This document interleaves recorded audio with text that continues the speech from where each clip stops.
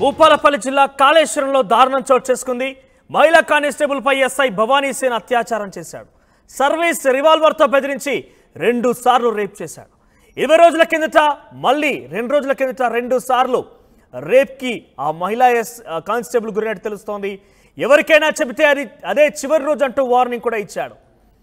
ఇక తాను మంత్రి మనిషిని ఎవరు ఏం చేయలేరంటూ తోటి సిబ్బందిని సైతం బెదిరించిన ఎస్ఐ భవానీ సేన్ ఆగడాలు మితిమీరడంతో ఉన్నతాధికారిని ఆశ్రయించింది మహిళా కానిస్టేబుల్.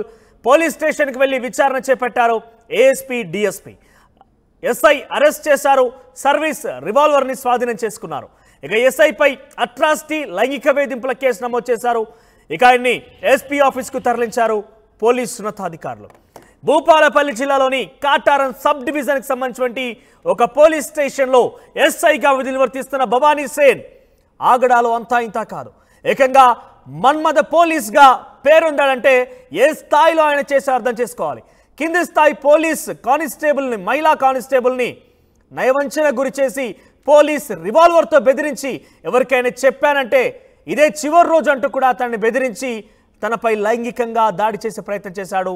తనని రేప్ చేసే ప్రయత్నం చేశాడు. ఇన్ఫ్యాక్ట్ ఈ అంశం చాలా ఆలస్యంగా వెలుగులోకి వచ్చింది. మాట్లాడదాం. ఇదే అంశానికి సంబంధించిన ప్రతినిధి వెంకటరత్నం సిద్ధంగా ఉన్నారు. వెంకటరత్నం, సో ఎవరు ఆ ఎస్ఐ ఈ రకంగా చేస్తున్నప్పటికీ పోలీసు ఉన్నతాధికారులకు సంబంధించి చాలా ఆలస్యంగా వెలుగులోకి వచ్చింది. ఇన్ఫ్యాక్ట్ ఆ కానిస్టేబుల్ని కొంత వార్నింగ్ కూడా ఇచ్చినట్టు తెలుస్తోంది. అప్డేట్స్ ఏంటి? ఇంతకీ ఆయన పరిస్థితి ఎక్కడ తీసుకెళ్లారు? అరెస్ట్ చేశారా? సస్పెండ్ చేశారా? పరిస్థితి ఏంటి? అప్డేట్స్ ఏంటి?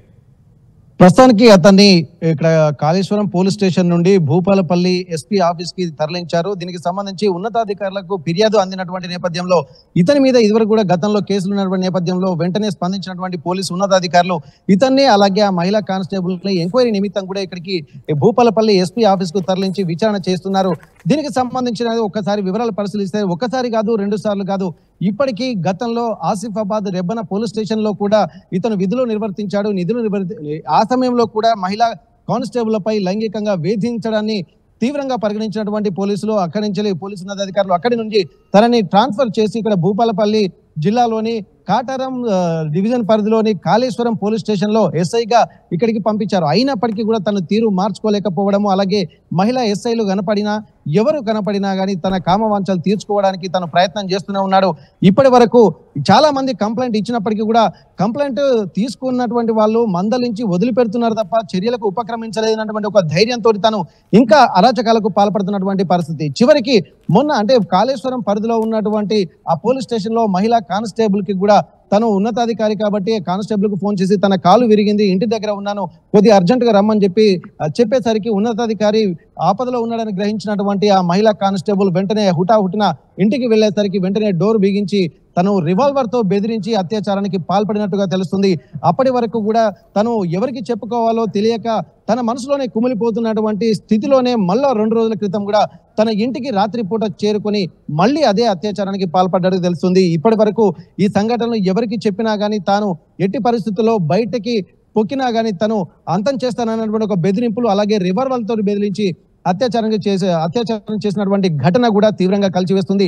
ఇతని ప్రవర్తన పట్ల అనేక అనుమానాలు, అనేక అబ్జెక్షన్స్ కూడా ఇదివరకు కూడా గతంలో వచ్చాయి. మంచిర్యాల జిల్లాలో కూడా పనిచేసినప్పుడు కూడా ఇదే వరుస, ఆసిఫాబాద్ జిల్లా రెబ్బన పోలీస్ స్టేషన్ లో పనిచేసినప్పుడు ఇదే వరుస, అలాగే భూపాలపల్లి పోలీస్ స్టేషన్ కు భూపాలపల్లిలోని కాళేశ్వరం పోలీస్ స్టేషన్ వచ్చినాక కూడా ఇదే పరిస్థితి. కానీ ఎవరిని అడిగినా కానీ బెదిరించడము, అమ్మాయిలు కనపడ్డా లేకపోతే మహిళా కానిస్టేబుల్ ఎవరైనా కనపడ్డా నేను అందంగా లేనా, నాపై కూడా ఎందుకు నా మీద అంటే వివక్ష చూపిస్తున్నా అన్నటువంటి ఒక బ్లాక్ మెయిలింగ్ కూడా పాల్పడ్డట్టుగా తెలుస్తుంది. దీన్ని దృష్టిలో పెట్టుకొని ఆ మహిళా కానిస్టేబుల్ కూడా భయంతో బిక్కుబిక్కుమంటూ ఉన్నతాధికారులకు చెప్పినప్పటికీ కూడా పూర్తి స్థాయిలో యాక్షన్ తీసుకోకపోవడము ఇతని పనితీరు మరింత విచ్చలవిడిగా తిరగడానికి కూడా కారణమైంది అని చెప్పుకోవచ్చు. ఇది ఒక లైంగిక అత్యాచార కేసులే కాకుండా అనేక చిల్లర వ్యవహారాల్లో కూడా తను దోషిగా ఉన్నాడని చెప్పి తెలుస్తుంది. కానీ బయటికి చెప్పడానికి కూడా ఎవరు సాహసించలేకపోయారు. ఇసుక దందాలకు సంబంధించి కానీ అలాగే ఇక్కడ చుట్టుపక్కల ఉన్నటువంటి ప్రతి చిన్న విషయానికి కూడా డబ్బులు వసూలు చేసేటువంటి కార్యక్రమం కూడా చేపడుతుందని చెప్పి తెలుస్తుంది.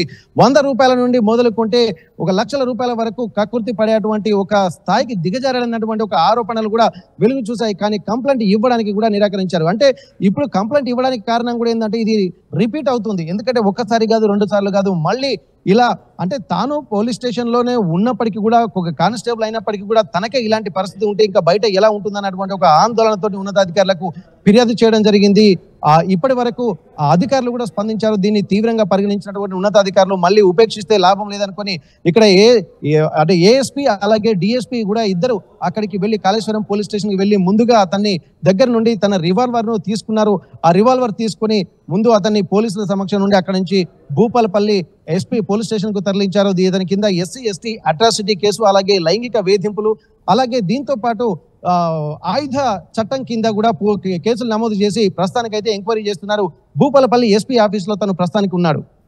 రైట్ వెంకటరత్నం, ఇక ఓవరాల్ గా కనిపించే మూడు సింహాలు చట్టానికి న్యాయానికి ధర్మానికి అనే ఒక పవర్ఫుల్ డైలాగ్ ప్రస్తుతం జనబాహుల్యంలో ప్రచారంలో ఇప్పటికి కూడా ఉంటుంది. కానీ ఈ పోలీస్ అధికారి మాత్రం మన్మథ పోలీస్ అధికారిగా అవతారం ఎత్తాడు. మహిళలు కనపడితే చాలు వగలుపోయి వాళ్ళని ఏ రకంగా అయినా కూడా నయవంచన చేసి లొంగ తీసుకునే ప్రయత్నం చేసేవాడు. ఎక్కడ చూసినా కూడా ఈయనకు సంబంధించినటువంటి ఆగడాలు ఒక్కొక్కటిగా బయటకు వస్తున్నాయి. ఈ యొక్క విషయం వెల్లోకి రావడంతో గతంలో మంచిర్యాల జిల్లాలో పనిచేసినప్పుడు కావచ్చు, ఆసిఫాబాద్ రెబ్బెనలో పనిచేసినప్పుడు కూడా ఇదే రకమైనటువంటి వ్యవహారంతోనే ఆయన అక్కడ పోలీస్ పై స్థాయి అధికారులు కూడా అక్కడ కొంత ఆయన్ని ఇక్కడికి పంపించే ప్రయత్నం చేశారు. కొంత పద్ధతి మార్చుకోవాలంటూ కూడా హెచ్చరించారు. కానీ ఇక్కడికి వచ్చాక కూడా ఇదే స్థాయిలో రెచ్చిపోయాడు ఈ మన్మథ పోలీస్ భవానీ సేన్. కింది స్థాయి పోలీస్ కానిస్టేబుల్ని తన రివాల్వర్తో బెదిరించి తనని లొంగ తీసుకునే ప్రయత్నం చేశాడు. 2 సార్లు లైంగికంగా తనపై దాడి కూడా చేశారు. సో ఈ అంశంతోనే ఆలస్యంగా ఆ మహిళా పోలీస్ కానిస్టేబుల్కి సంబంధించి ఫిర్యాదు చేయడంతో ఆలస్యంగా ఈ ఘటన వెలుగు చూసింది. కాటారం సబ్ డివిజన్లో ఎస్ఐగా పనిచేస్తున్న భవానీ సేన్ ఆగడాలు అంతా ఇంతా కాదు.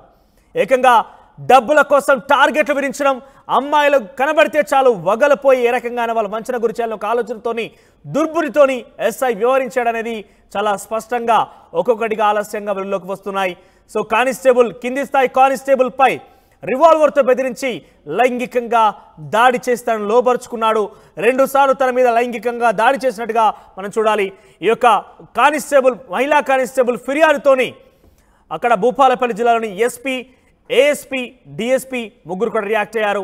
ఏఎస్పీ, డిఎస్పీ వచ్చిన ఆయన దగ్గర నుంచి రివాల్వర్ని స్వాధీనం చేసుకున్నారు. ప్రస్తుతం ఆయన భూపాలపల్లి జిల్లా ఎస్పీ ఆఫీస్లో ఉన్నారు.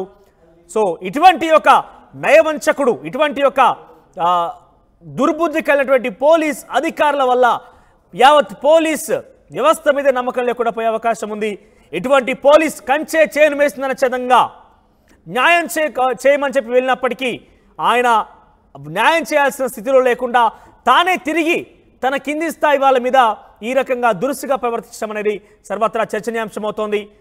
భవానీ సేన్ ప్రస్తుతం అయితే భూపాలపల్లి జిల్లా ఎస్పీ ఆఫీస్లో ఉన్న ఆయన వద్ద రివాల్వర్ని స్వాధీనం చేసుకున్నారు. గతంలో కూడా ఇదే తరహాలో ఆయన లైంగికంగా దాడులకు కొంతమంది లోబర్చుకునే ప్రయత్నం చేశాడు.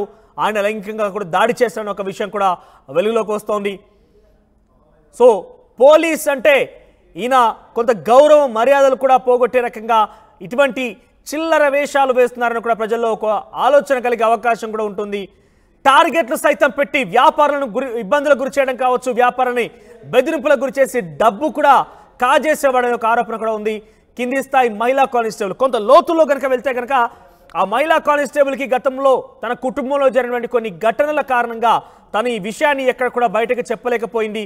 కానీ ఈ నయవంచకుడి ఈ మన్మథ పోలీస్ యొక్క వ్యవహారం తట్టుకోలేక ఎట్టకేలకు చెప్పాల్సి వచ్చింది.